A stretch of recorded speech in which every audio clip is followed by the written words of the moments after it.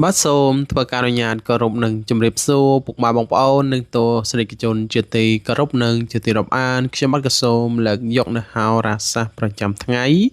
សម្រាប់ថ្ងៃអង្គារទី18ខែសីហាឆ្នាំ2026ថាតើនៅក្នុងថ្ងៃថ្មីនេះដួងរាសីរបស់ពុកម៉ែបងប្អូនប្រែប្រួលទៅជាយ៉ាងដូចម្តេចនោះកុំអត់ខាត់ពេលខាត់វេលាយនោះសូមអញ្ជើញតាមដានសន្ដាប់ជាមួយនឹងខ្ញុំបាទដូចតទៅបាទសម្រាប់អង្គអ្នកដែលកើតឆ្នាំជូតសូម comment លេខ199រួចធ្វើការ share ចេញបួងសួងយកលេបហើយពណ៌ដែលនាំលេបសំណាងគឺពណ៌ប្រផេះនិងពណ៌ក្រហមហើយរាសីឡើងខ្ពស់ត្រដែតបញ្ហាប្រកាសនិងសុខភាពមិនចោតជាបញ្ហានោះទេតែយ៉ាងណាបញ្ហាផ្លូវចិត្តមិនទាន់ធូរស្បើយនៅឡើយទេពីព្រោះថាការតានតឹងតែងតែកើតមានកិច្ចការងារតូចធំរបស់អស់លោកអ្នកអាចសម្រុកពេញដៃពេញជើងបានហើយពីព្រោះថាផលល្អៗតែងតែហុចមកវិញគួរជាទីកប់ចិត្តអ្នកប្រកបមុខរបររកស៊ីជួញដូរនៅក្នុងថ្ងៃនេះវិញលោកអ្នកមានភាពកកបគួរសមហើយបើចង់ជួញដូរទីចិត្តទីឆ្ងាយទៀតសោតតែងតែប្រមូលផលហូរចូលមកផ្ទះវិញគួរជាទីកប់ចិត្តរីឯសម្ព័ន្ធភាពស្នេហាកំឡោះក្រមុំម៉ែម៉ាយពោះម៉ាយក្តីតែងតែមានការជឿនលឿនទៅមុខតែយ៉ាងណាឲ្យប្រយ័ត្នប្រយែងការថយក្រោយនោះគឺមានអ្នកទី3ចូលមកជ្រៀតជ្រែក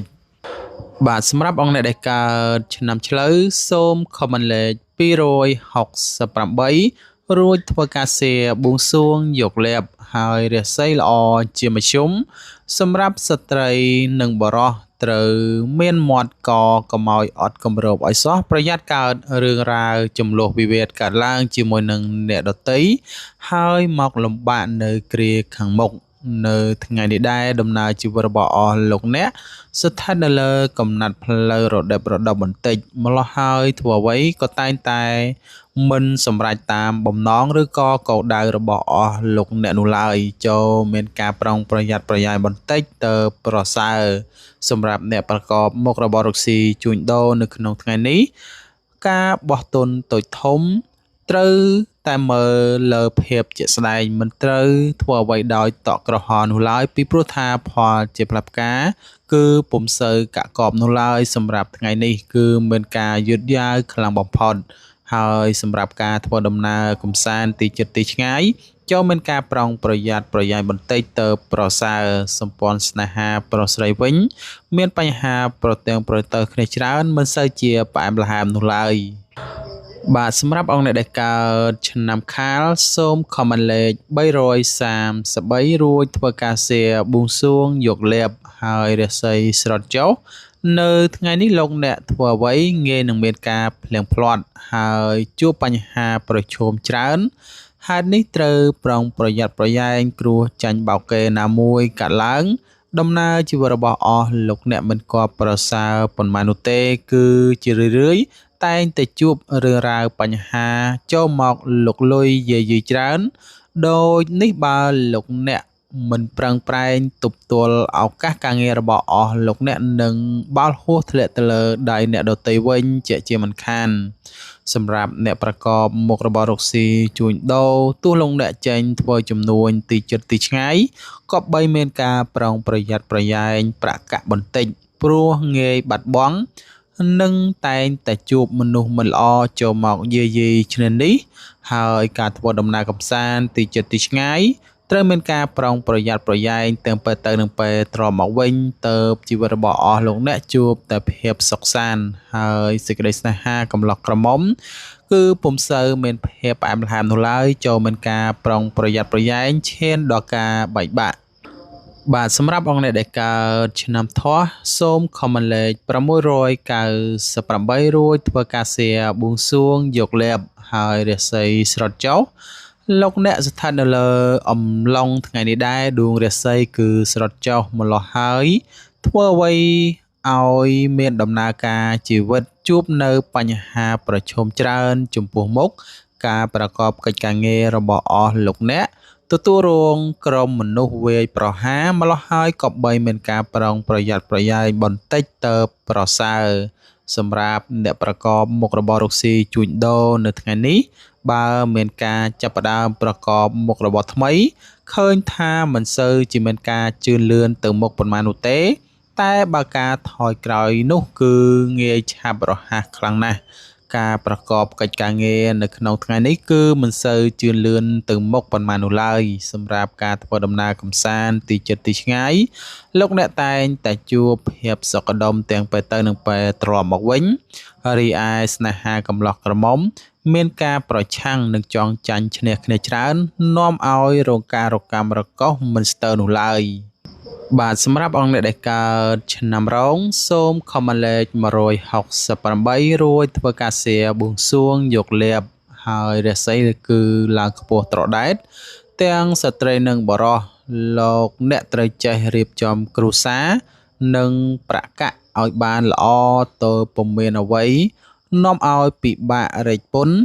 និងបើមានកិច្ចការងារអ្វីលោកអ្នកធ្វើពេញដៃពេញជើងតែងតែទទួលបានផលជាផ្លែផ្កាចូលមកផ្ទះវិញគួរជាទីគាត់សម្គាល់ការប្រកបមុខរបរជួញដូរនៅថ្ងៃនេះដោយដួងរាសីឡើងខ្ពស់លោកអ្នកអាចសម្រុកការងារ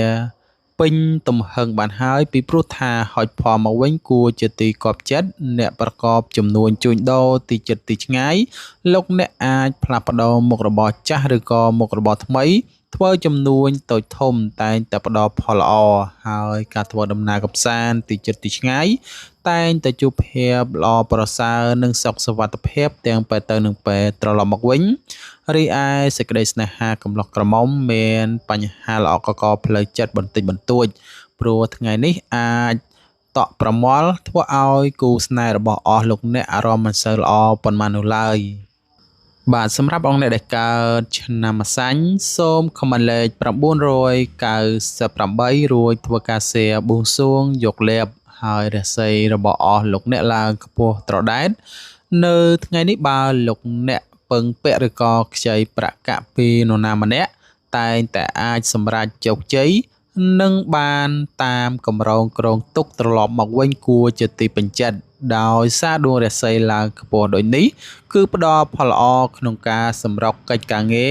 រឬក៏ទំនាក់ទំនងអ្វីមួយពីព្រោះថាផលល្អៗតែងតែឆ្លើយតបមកវិញជានិច្ចអ្នកប្រកបមុខរបររកស៊ីជួញដូរវិញ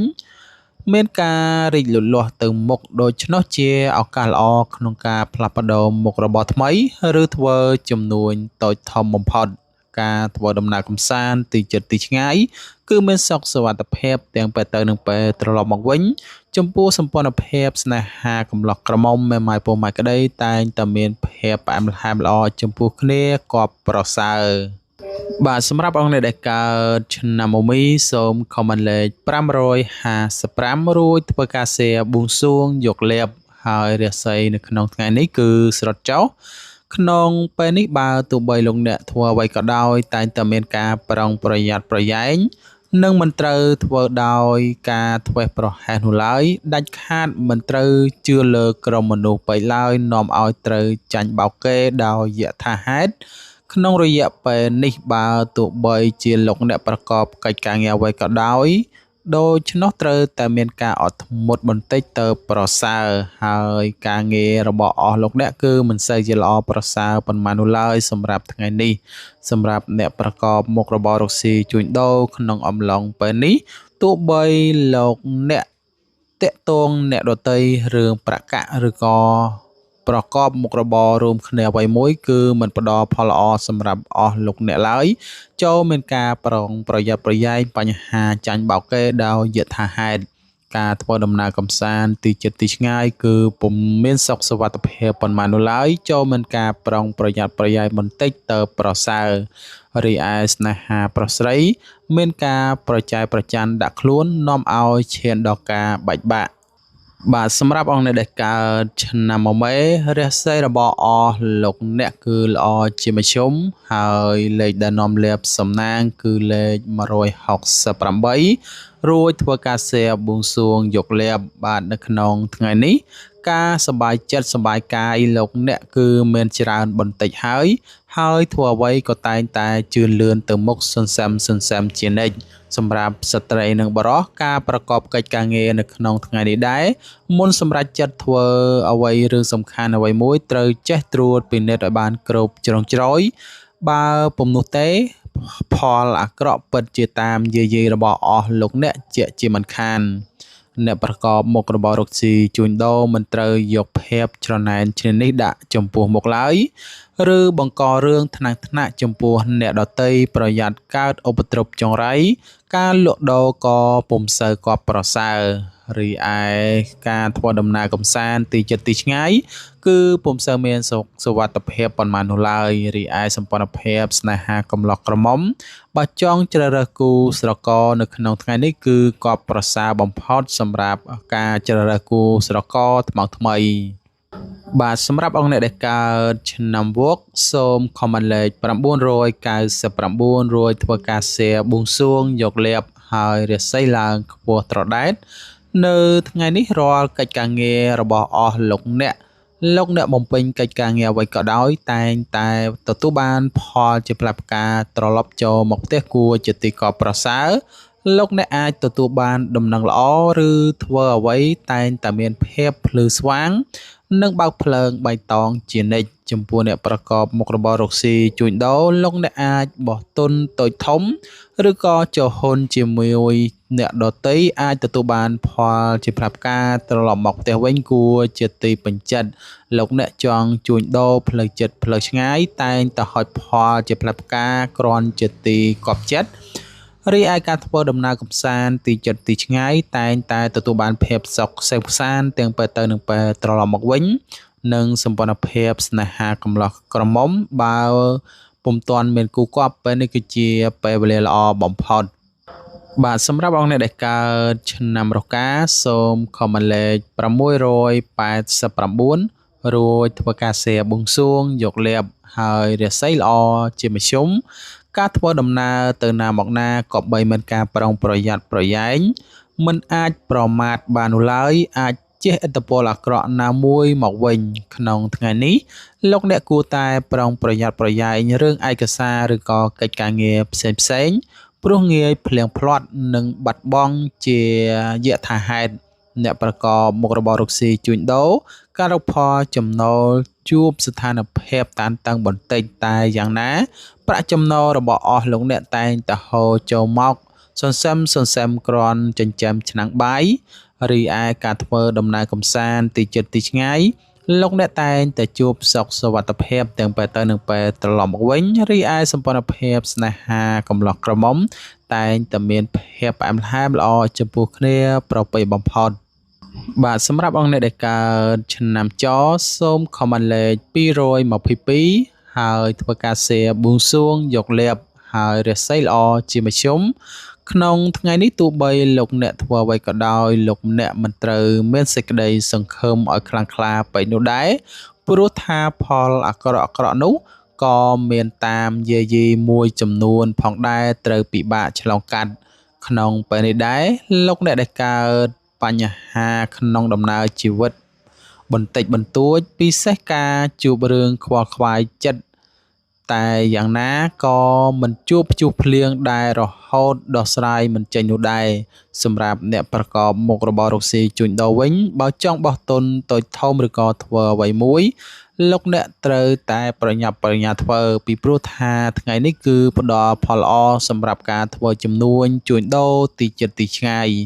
រីឯសម្ព័ន្ធភាពស្នេហាកំឡោះក្រមុំគឺពុំសូវមានភាពស្រស់ស្រាយសប្បាយចិត្តចំពោះគ្នាប៉ុន្មាននោះឡើយ